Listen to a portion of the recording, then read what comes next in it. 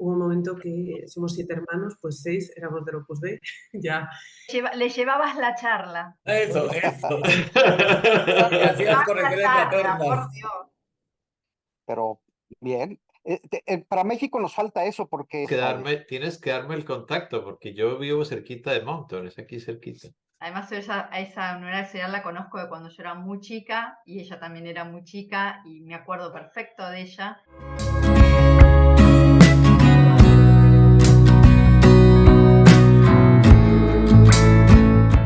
El fundador del Opus Dei, a mí me da la impresión de que Escrivá le importaba especialmente darle esa intencionalidad a las palabras.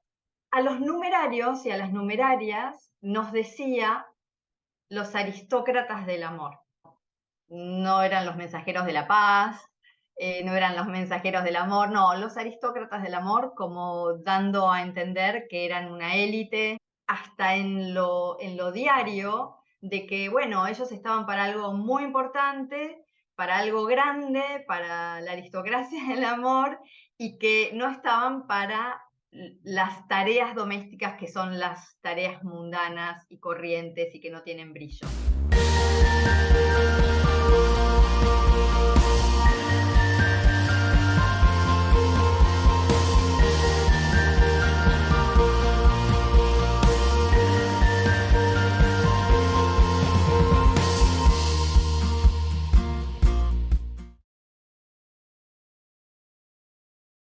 Podemos hacer respuestas de 30 segundos a preguntas, ¿qué les parece? Y empezar por qué hecho, qué anécdota nos hizo empezar a cuestionar a la administración en el Opus Dei. A mí fue leer Opus Dei, el primer salto, porque me enteré de una cantidad de cosas. Y lo segundo fue haber hablado, por fin, en este último año, con cantidades de estas auxiliares en persona a través de WhatsApp, lo que sea.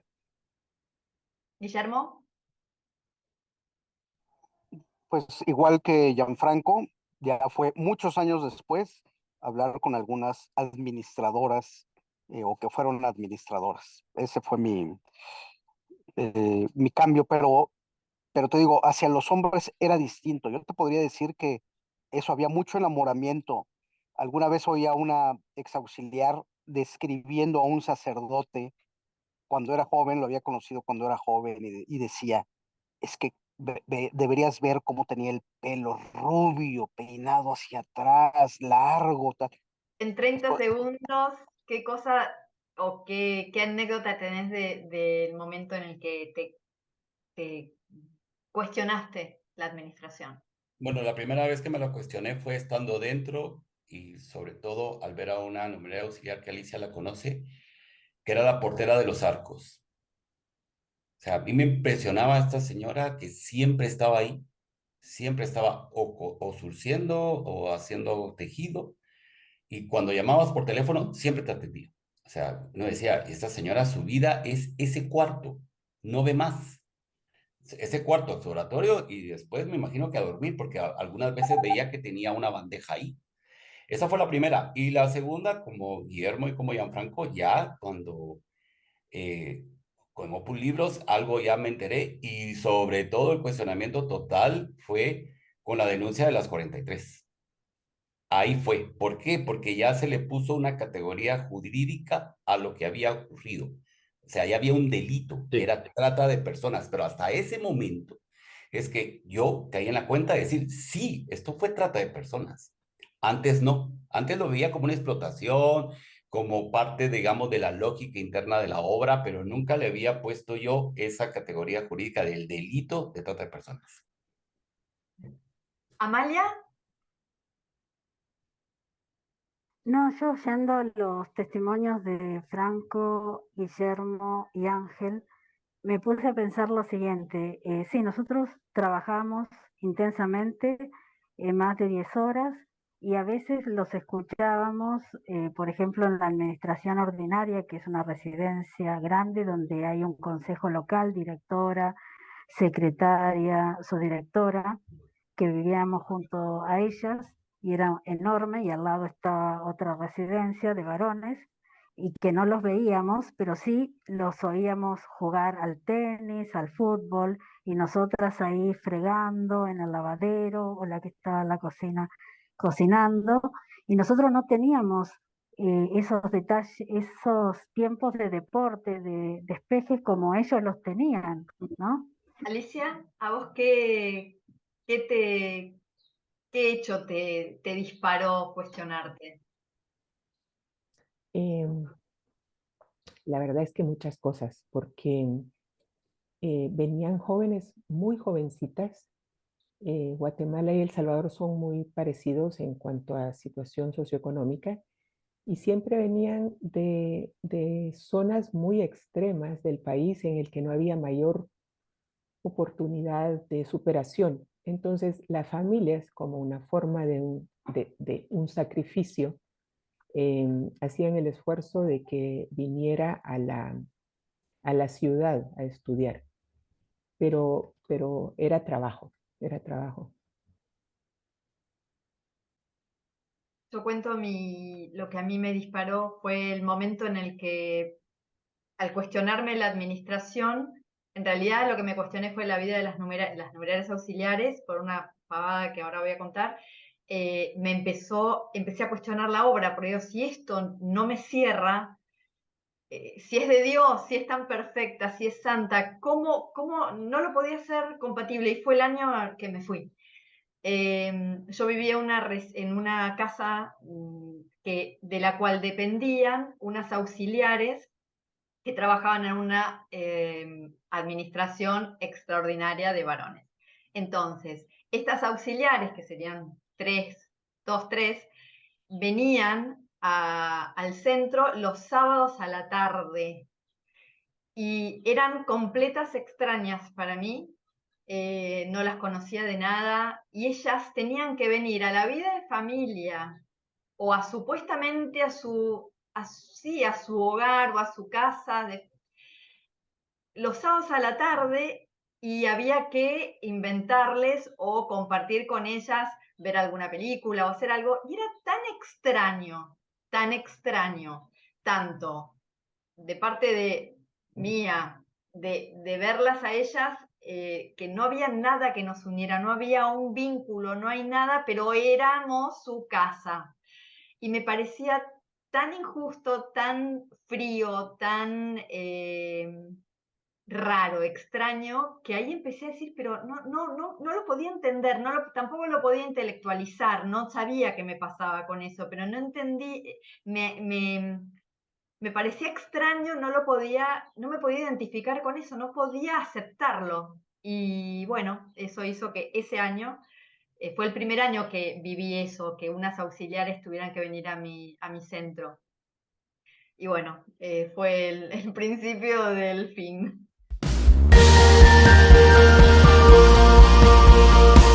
Arreglar un calcetín o arreglar un boxer o lo que sea, tiene que ver con algo emocional, porque yo de algún modo estoy vinculándome con ese señor, con el señor, que no conozco su cara, no conozco su nombre, porque lo único que conozco son sus siglas. Acordémonos eso, que nosotros entregábamos la bolsa de ropa sucia a la administración con nuestras siglas. Entonces, ese gesto es un gesto absolutamente afectivo. Entonces, quizás tiene que ver con un modo hasta te diría, es el único modo de encauzar lo romántico. Es ese vincularme con ese señor haciéndole un gesto que le va a encantar, por supuesto, porque algo roto Entonces, Amalia, ¿qué pensás de eso? Lo que pasa es que a nosotras, cuando a mí me plantearon la vocación, me dijeron que nosotras éramos madre de familia numerosa y pobre. Yo eso me lo tomé en serio y yo veía realmente tanto a los varones como a las mujeres como mis verdaderos hermanos, ¿no? Y entonces yo todo lo que hacía en ese trabajo diario, yo lo hacía con tanto cariño para que ellos cuando volvieran de sus trabajos se sintieran contentos, alegres, y yo me ilusionaba en cada detalle, o que tuvieran tendida bien la cama, bien limpio su dormitorio, la mesa bien puesta. Cuando servía la mesa, por ejemplo, estaba atenta a que no le faltara nada, que tuviera el agua, por ejemplo, que servirle en el vaso el agua o acercarle la fuente. Estaba, viste, pendiente de todos esos detalles. Lo mismo cuando tenía que marcar la ropa, surcirla y así, ¿no? Porque eso es lo que nos habían inculcado, que éramos madres y hermanas, ¿no? Y por eso yo lo vivía así. Pero bueno, ahora es otra cosa. Eso es lo que yo lo viví siempre así, a rajatabla. Esto que habla Guillermo, de que rescataban de la basura y que al día siguiente estaba recompuesto, surcido, limpio, perfecto, es muy interesante porque pensaba yo que el valor del tiempo en la administración, los del norte dicen time is money, pero en realidad el tiempo en la administración no tiene precio. O sea, a lo mejor era tan poco los estímulos o las ventanas hacia un mundo real que disfrutaban más pensar que iba a haber un pequeño ahorro o que iba a recuperar su pieza de ropa preferida, en el caso de calcetines, por ejemplo, de camisetas. Y este era el grado de identificación de la mayoría de las numerarias auxiliares con las que yo conviví hacia su tarea. Quizás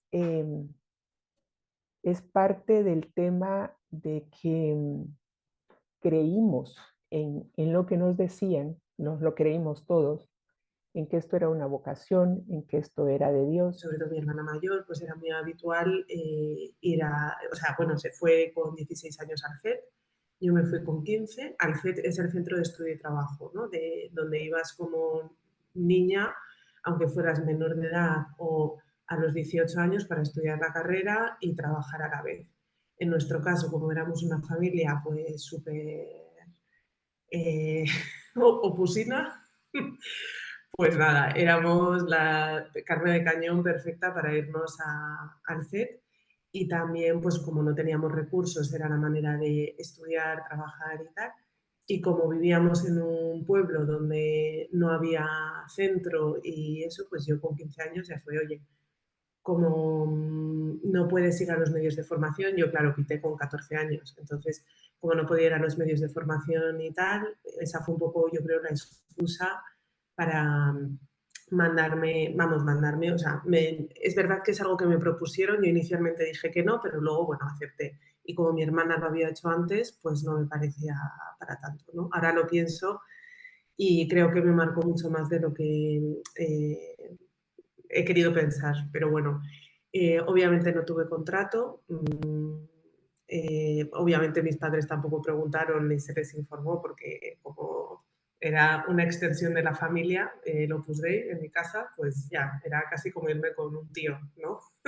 A trabajar. En su mentalidad, pues confiaban 100%.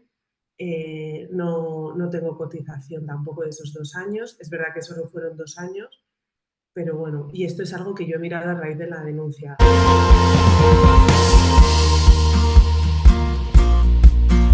Gianfranco. Pues sí,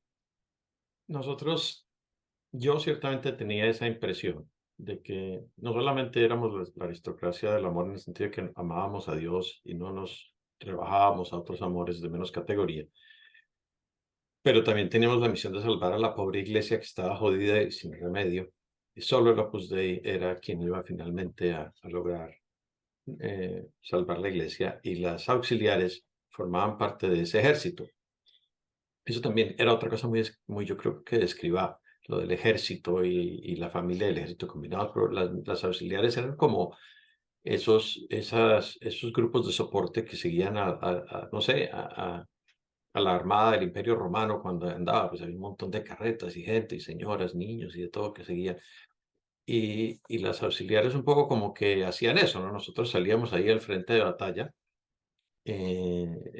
yo como era todo romántico y no sé qué, pues con espada y armadura y tal, ¿no? Todos los días y yo me sentía, pues sí, protegido y cuidado y querido por los auxiliares a quienes yo también quería profundamente.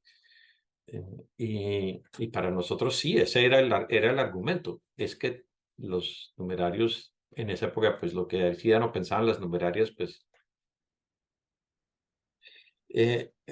ayer hablaba con otro compañero mío de colegio que vive en Guatemala casualmente, aunque él es peruano, y los dos estábamos en Venezuela en el Liceo Los Arcos en aquella época. Y él me decía, yo no, pucha, Gianfranco, joder, yo no entendía, ¿cómo es que no le podemos hablar a las chicas? ¿No? Porque íbamos a los cursos de retiro a, ¿cómo se llamaba? El centro aquel, bueno, no me acuerdo, la casa de retiros al lado de, donde estuvo, donde yo vi a José María Escrivá, en Alto Claro, al lado de Caracas. Y ahí íbamos a cursos de retiro los del colegio, ¿no? Jorge era uno que cuando le sacó la agenda al compañero nuestro, que era el numerario de esos de 14 y medio, y que era un hombre de letras que se había metido al liceo científico porque era donde estábamos los que él perseguía. Jorge Boll, en esa agenda, perdón Jorge que he dicho tu nombre entero, pero estoy seguro que no le importa, sacó la agenda y copió todo lo que el pobre muchacho había puesto en la agenda y a Jorge lo había puesto como caso perdido, ¿no? Yo estaba entre los que perseguían. Bueno, pero el caso es que este hombre me hacía ese comentario. ¿Cómo no se les puede hablar? Qué tan rara, ¿no? ¿Por qué no le podemos hablar a las chicas, ¿no? Y pues no sé qué más podría yo añadir a eso. Eh, a mí me daba la impresión de que ellas hacían un sacrificio inmenso y lo hacían con mucha alegría y yo, aunque hubiera tenido la ocasión de hablar con una de las auxiliares que luego se fue de la obra, y volvió a trabajar donde mi mamá y tuve ocasión de verla y todo. Nunca realmente hablamos de su experiencia en el Opus Dei, aunque yo también ya me había ido. No sé por qué. Y luego no he vuelto a poder encontrarla, ¿no? Encontrarla. Pero yo creo que esa era la idea que teníamos y todos nos parecía muy justificado. Ahora bien, no teníamos ni idea las condiciones en las que estaban las auxiliares, ni idea de lo de las camarillas o de las horas de trabajo, o de todas esas cosas, ¿no? Y pues muchos de nosotros, no sé, hacíamos la cama siempre, aunque no nos tocara o no nos tocara, igual lo hacíamos, porque nos parecía que era algo, y todos teníamos, pues quitábamos los pelos de la ducha. Te estoy haciendo competencia, Guillermo. En fin, tratábamos pues, de hacer las cosas lo más amable para las auxiliares también, porque pues ahí estaban trabajando para nosotros. Guillermo, vos también tenías en tu casa, estabas acostumbrado a tener servicio y por eso te parecía tan natural. En México el Opus Dei llegó a las clases altas, no a las más altas, que esas las ganaron los legionarios, sino a las altas, donde lo más normal era tener servicio, pero mucho servicio. Además, yo en la casa donde nací, vivían ahí, teníamos dos muchachas, así les dicen, una niñera, una para solo hacía la lavandería y un jardinero, y todos vivían ahí en mi casa. Entonces yo me acostumbré, cuando llego al Opus es normal. En el Opus, que, si a mí me dices, la administración es verdaderamente el centro y lo que hace que la gente permanezca en el Opus Dei. Como dice Gianfranco, no te enteras absolutamente nada. Vas a las casas de retiro, ves las escuelas, te dicen, aquí estudian su educación hasta antes de la universidad, te lo crees, luego ya te vas enterando que muchas veces no terminan ni la primaria o algunas de las más antiguas ni siquiera sabían leer, eh, pero lo que te decían te lo crees.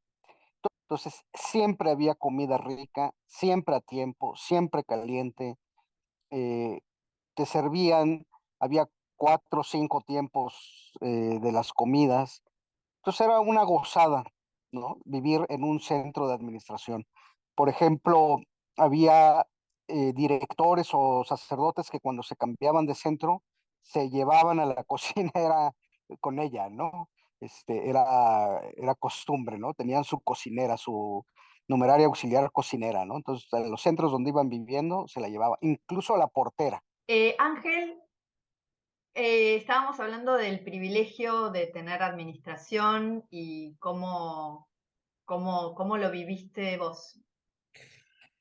Bueno, primero tengo que decir que yo era agregado, pero en Guatemala éramos muy pocos, no pasábamos de 12, y cuando los números mayores, por lo cual estábamos muy vinculados siempre a un centro. A ese centro, o, bueno, también habían categorías, unos sí, otros no. Yo era de los que sí, que teníamos que ir a desayunar, a comer o almorzar y merendar o refaccionar, como se dice aquí, y a cenar. O sea, prácticamente te tirabas todo el santo día en, comiendo. Y yo valoraba muchísimo lo que yo veía que hacían ellas, porque me encantaba, digamos. La comida para mí es un momento crucial, pero sobre todo en la comida, el postre. Y cuando habían postres, eso era buenísimo. Junto con esto que acabo de describir, que yo estaba en el centro, yo vivía en otro mundo totalmente opuesto, que era el mundo de la universidad. Estudié la carrera de historia en un momento donde el materialismo histórico estaba como la única verdad absoluta y después venía la nada. Entonces yo existía en dos mundos con verdades absolutas y yo estaba en medio. Entonces, en un lado escuchaba que la religión es el opio del pueblo, que la opresión por los pobres, que tal. Y por el otro lado, Dios es amor, yo soy el aristócrata del amor, porque nosotros también nos decían que éramos los aristócratas del amor. Y, y entonces era estar en dos aguas. Obviamente que tal vez por eso yo dije una vez que era difícil no darse cuenta. Y tal vez generalicé mucho, puede ser. Pero claro, por la misma formación profesional, yo sí me daba cuenta que había una explotación.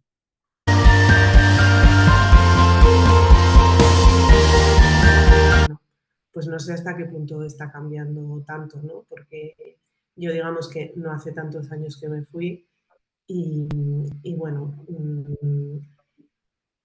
a ver, hay cosas como que quizá no son exactamente igual, pero bueno, mi sensación es un poco la misma, o sea, que al final yo no tenía información de los derechos laborales, o sea, eso es algo que, por ejemplo, nunca podría trabajar un hombre, ¿no? Si esto lo miramos desde el punto de vista de recursos humanos o tal, pues como tú vas a tener una empresa en pleno siglo XXI donde hay una discriminación por sexo, ¿no? Yo ahora lo pienso y digo, pues si hubiera una inspección de trabajo real y seria, aquí hay muchas cosas que rozan, no sé, la ilegalidad, ¿no? Luego pienso que las empleadas que están allí, ya digo, sean auxiliares o no se les informa bien de sus derechos y cuando se van, pues obviamente no preguntan tampoco porque toda la parte legal de cuántos días de vacaciones les corresponden, cuántas horas tienen que trabajar a la semana, todo eso, en ningún momento se habla de ello. Y yo, vamos, eran cosas que vivía, porque yo vivía en la administración, aunque yo fuera agregada, esos años que estuve ahí y luego toda la carrera que me la pagué trabajando en la administración, claro, nunca había esa conversación, ¿no? Sí que decir que los otros años que trabajé mientras estaba en la carrera sí que los coticé y sí que me aparecen en mi vida laboral, ¿no? Pero bueno, entonces creo que de entrada, por lo menos las auxiliares a día de hoy, las que siguen ahí, y aunque quieran seguir ahí libremente, o sea, si hiciéramos una encuesta de si saben qué les corresponde, cuánto deben cobrar y tal, creo que nos quedaríamos alucinados de la enfocada información que tienen realmente sobre sus derechos laborales, ¿no? Pero claro, esas personas están ahí porque son mujeres y pertenecen a una organización religiosa. Entonces, yo a veces cuando he tratado de hablar con mis padres o gente cercana al Opus Dei, me dicen, bueno, pero es que es como si fueran monjas. Digo, ya, pero es que si son monjas no les contrata una empresa. Entonces, si les contrata una empresa y les pueden echar o ellas se pueden ir por su propio pie, o sea, no sé, a mí me parece que bueno, yo espero que esto en algún momento se investigue más a profundidad y más que nada porque todo el mundo tiene derecho a estar ahí, está claro, o sea, está claro, quiero decir, si alguien decide libremente estar ahí, pues hay que respetarlo, pero lo que sí, todo el mundo tiene derecho a conocer bueno, su situación laboral, legal, y a que cuando se quiere ir de ahí tenga una remuneración, bueno, pues como quien está trabajando para una empresa. Eso a mí me parece el mínimo que propondría al Opus Dei, por lo menos para las personas que estén ahí.